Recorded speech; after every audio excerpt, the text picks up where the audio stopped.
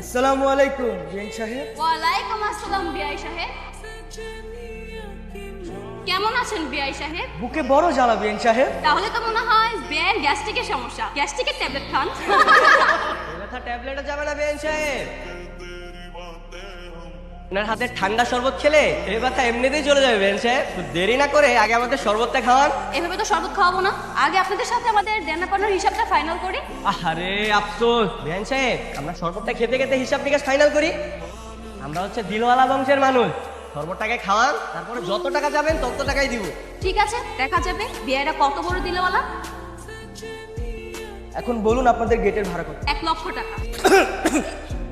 ছি ছি, এটা আপনি কি করলেন? সরি সরি সরি, আসলে 1 লক্ষ টাকার কথা শুনে হঠাৎ করে আমার গ্যাস্ট্রিকটা বেড়ে গেল। 1 লক্ষ টাকার কথা শুনে আপনার হাওয়া টাইট হয়ে গেল? তো হবে না। আমাদের বোনা তো সস্তা না। 1 লক্ষ টাকা দেওয়ার ক্ষমতা যদি নাই থাকে তাহলে যেই পথ দিয়ে এসেছেন সেই পথ দিয়ে বাসায় ফিরে। আরে ভাই, আপনি তো রাগ করছেন কেন? মাত্র 1 লক্ষ টাকাই তো, এ আর এমন কি? হ্যাঁ বেঞ্চ, আপনি 1 মিনিট ওয়েট করেন, আপনার টাকা আমি এখনই দিচ্ছি। এই নেন বেঞ্চে আপনার 1 লক্ষ টাকা। এবার তো ভিতরে যেতে দিবেন না? কেচিটা দে তো। এই নেন, ফিতাটা কেটে ভিতরে আসেন। আরে আরে ছাড়েন। কই বাটপাটটা কই? এই বাটপার মানে আপনি কার কথা বলতেছেন? ও, কার কথা বলেছে আপনি কিছু বুঝতে পারছেন না তাই না? গেটের মধ্যে নকল টাকা দিয়ে ভিতরে ঢুকেছেন, কি ভাবছেন আমরা কিছু বুঝতে পারবো না? এই ধরেন আপনাদের টাকা, আপনাদের কোনো টাকা আমাদের প্রয়োজন নেই।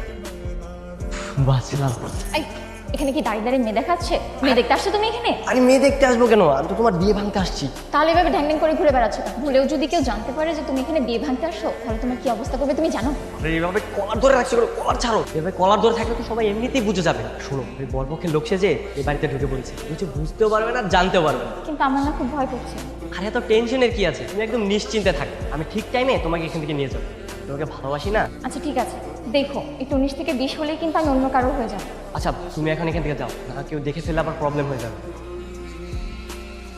কেমন আছেন বিয়ে সব মুখে বড় জ্বালা কিসের জ্বালা? এই দাঁড়া, নায়িকাদের মতো এমন কোমর দুলে দুলে কোথায় যাচ্ছিস শুনি? আর এই শরবত কার জন্য? বিয়ে সাহেব শরবত খেতে চাইছে, ওনার জন্য শরবত বানিয়ে নিয়ে যাচ্ছি।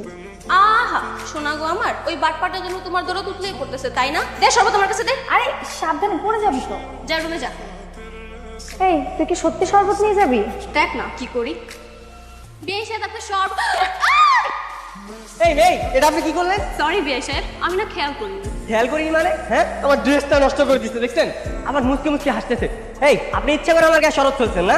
যদি বলি ইচ্ছে করে করেছে তাহলে কি করবেন? কি করবো মানে? আপনি আমার জামার জরিমানা দেন। ছি ছি বিয়ে সাহেব, এটা আপনি কি বললেন? সামান্য একটা ড্রেসের জন্য আপনি আমার কাছে টাকা চাচ্ছেন? আপনার না অনেক বড় লোক, 10 লক্ষ টাকা দিয়ে বউ নিতে এসেছেন, এখন আবার ছোট লোকে তাকাচ্ছেন কেন? এই আপনি তো খুব ফাজিল একটা মেয়ে। সেই কখন থেকে দেখতেছি আসার পর থেকে আমাদের পিছনে লেগে আছেন। এরকম যদি চলতে থাকে তাহলে কিন্তু সামনে বহুত বড় ঝামেলা হয়ে যাবে, আমি বলে দিলাম। আপনার এসব কথায় লেজ গুটে পালানোর মতো মেয়ে আমরা না বিয়ে সাহেব। আপনারা এসেই সাপেলে যে পা দিয়েছেন, এখন তো একটু একটু ছবল আপনাদেরকে খেতেই হবে বিয়ে সাহেব। শুনেন, সাপকে কিভাবে বসে আনতে হয় সেটা আমরা খুব ভালো করেই জানি। সময় হলে শান্ত কি জিনিস ঠিকই টের পাবে। সরি, আপনার ছেলেটা না জমিনি। আপনার নামটা অনেক পুরনো, এসব ব্যাগডেটের নাম শুনে কেউ ভয় পাবে না। এই ঝুমুর চল তো। দেখছেন ভাই, দেখছেন কি ফাজিল একটা মেয়ে। হ্যাঁ বুঝতে পেরেছি, সোজা আঙুলে ঘি উঠবে না, আঙ্গুল পাকা করতে হবে। আপনার নাম শান্তনা? হ্যাঁ। এই, চুপ চুপ। দীপ্তি আপু কি বলেছে তোমাকে? তুই আপু আপনাকে রুমে ডেকেছে দেখা করার জন্য। আচ্ছা ঠিক আছে, তুমি তাহলে তোমার দীপ্তি আপুকে যে বলো আমি আসতেছি।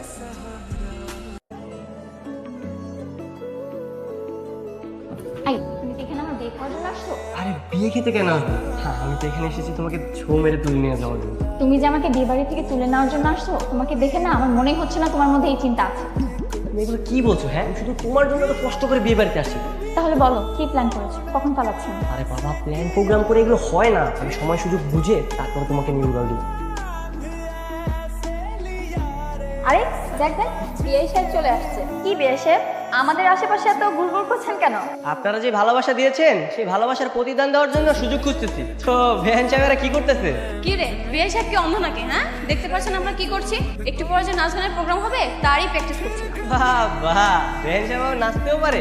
আমরা আপনাদের মতো না, আমরা সবকিছু করতে পারি। চাইলে আপনি আমাদের সাথে জয়েন করতে পারেন। আরে কারে কি বলছিস? হ্যাঁ, গাদাকে দিয়ে কখনো হাল চাষ হয় না। ও তাই না? বেহেন সাহেব দেখি পরীক্ষা দেওয়ার আগে ফেল ঘোষণা করে দিয়েছে। তো দেখি কে কত নাচতে পারে। আজকের প্রোগ্রামে শুধু ডান্স হবে বেয়াই আর বেহেন সাহেবের কাপড় লেন।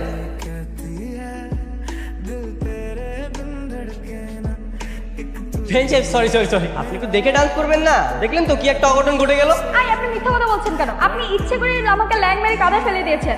আমি ফেলেছি? হ্যাঁ, ও আচ্ছা, হ্যাঁ হ্যাঁ আমি তো ফেলেছি। বলেছিলাম না এই শান্তর সাথে লাগতে আসবেন না, আমার সাথে লাগতে আসলে তার পরিণাম এরকমই হবে। আপনার মাথায় কি সমস্যা? আমরা দুষ্টামি করেছি বলে আপনি এমন একটা কাজ করবেন?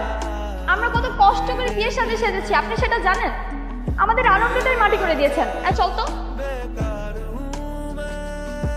শাড়িতে কিন্তু আপনাকে অসম্ভব সুন্দর লাগছে। আপনি তো আপনাকে দেখতে পাচ্ছেন না, কিন্তু খুব সুন্দর লাগছে। আরে দাঁড়ান দাঁড়ান দাঁড়ান, আমি এক্সট্রিমলি সরি। আসলে আমি একটু বেশি করে ফেলেছি, আপনার সাথে এমন করাটা আমার উচিত হয়। আমি আমার ভুল বুঝতে পেরেছি, প্লিজ আমাকে ক্ষমা করে দিন। এই যে আমি কান ধরছি।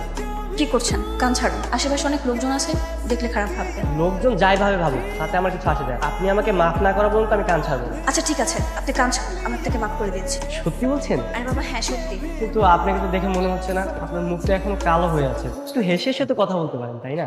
আপনি আমাদের কি হন যে আপনার সাথে হেসে হেসে কথা বলতে হবে? আপাতত তো আপনাদের বেয়াই হই, তবে আপনার বান্ধবী যদি চায় তাহলে আরো বেশি কিছু হতে পারে। শখ কত, রাস্তা ছাড়েন তো। এই তোর আমার কেমন বন্ধু? হ্যাঁ, আমার দুঃসময় তোদের ঝামেলায় পড়তে হয়, তাই না? আরে গ্রামের রাস্তা গাড়ি নষ্ট হয়ে গেছে, পালাতে সব প্ল্যান কর, আমি ঠিক সময় মতো চলে আসবো। এখানে কি? এনেন, দীপ্তি আপু আপনাকে এটা দিতে বলেছে। তোমার এতক্ষণ লাগে আসতে? হ্যাঁ, কেউ আবার দেখে ফেলেনি তো? না তুমি চাইলে কিন্তু বোরকাটা খুলে ফেলতে পারো, কারণ গাড়ির ভিতরে আমাদেরকে কেউ দেখবে না। এ কি আপনি? হ্যাঁ আপনি এখানে মানে? আমি সব কিছু জানি। সত্যি করে বলতো, তুই কি শান্তকে ভালোবাসিস? কি বলছিস আপু? ওকে তো আমি ভালো করে চিনিই না, তবে ওকে আমার খুব পছন্দ হয়েছে। শান্ত আমার বয়ফ্রেন্ড, ও বরযাত্রীর কেউ না। আমাকে নিয়ে পালানোর জন্য বরযাত্রী সেজে বিয়ে বাড়িতে এসেছে। তুই এসব কি বলছিস? আমি ঠিকই বলছি, শান্ত আমার জন্য বাড়ির বাইরে অপেক্ষা করছে। শান্তর সাথে আমার পালানোর কথা থাকলেও আমি এখন বিয়ে বাড়ি থেকে পালাতে পারবো না। বাড়িতে কত মানুষ, সবাই কত খুশি দেয়। বাবা আমাকে নিয়ে কত গর্ব করে সবার সাথে কথা বলছে। সবার মুখে চুন কালি দিয়ে আমি কিভাবে পালিয়ে যাই বল? তাহলে এখন তুই কি করবি? শান্ত অনেক ভালো একটা ছেলে। সারা জীবন আমি ওর পাশে না থাকতে পারলেও আমি চাই তুই সারা জীবন ওর পাশে থাক। না না না, এটা কখনোই সম্ভব না। আমি শুধু দীপ্তিকে ভালোবাসি, আমি আপনাকে ভালোবাসতে পারবো না। জোর করে তো ভালোবাসা পাওয়া যায় না, তবে আপনি যদি আমাকে ভালো নাও বাসেন আমার কোনো সমস্যা নেই, কিন্তু দীপ্তি সবকিছু রেখে আপনার সাথে যেতে পারেন। আপনাকে একাই ঢাকা ব্যাক করতে হবে। প্রয়োজনে তাই করুন। ভালোবাসলে যে ভালোবাসার মানুষকে পেতে হবে এমন তো কোনো কথা নেই। মেয়েটা তো তোকে ভালোবাসে, তাহলে সমস্যা কি? একজন পাশানি বলে তুই কি সারা জীবন দেবদাস হয়ে থাকবি? কদিন পর এমনিতেও সব কিছু নতুন করে শুরু করতে হবে, তখন এর থেকে বেটার অপশন নাও পেতে পারি। কি ব্যাপার, এখনো বসে আছেন? এভাবে আর কতক্ষণ বসে থাকবেন? আমার যতক্ষণ ইচ্ছে ততক্ষণ। কেন, আপনার কোনো সমস্যা? না না, আমার কোনো সমস্যা নেই। কিন্তু কেউ যদি দেখে ফেলে আমার সঙ্গে পালানোর জন্য আপনি এখানে বসে আছেন, তাহলে তো আপনার সমস্যা হবে। দেখলে দেখুক, তা নিয়ে আপনাকে ভাবতে হবে না। আর আপনি না চলে গিয়েছিলেন, তাহলে আবার ব্যাক করলেন কেন? যেতে যেতে ভাবলাম এমন সুযোগ তো আর বারবার পাবো না, তাই এই সুযোগটা আর হাতছাড়া করতে যাচ্ছি। কি এভাবে বসে থাকবেন নাকি আমার সঙ্গে পালাবেন? পালাবো। তাহলে চলুন।